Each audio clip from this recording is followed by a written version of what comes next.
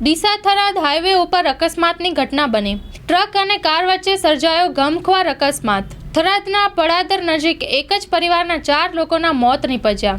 વાવના ડાભલિયા વાસના પરિવારને અકસ્માત નડ્યા હોવાનું જાણવા મળ્યું છે।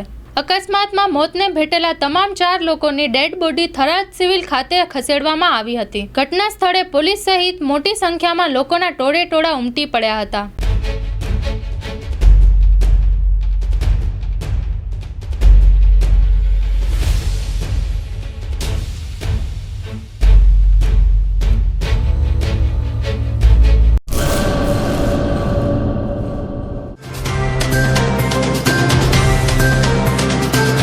તમારા મનની વાત માં ન્યૂઝ લાઈવ ઉપર સાંજે 5:30 કલાકે લાઈવ દરમિયાન વાત કરવા 97 252 06125 ઉપર કોલ કરવો।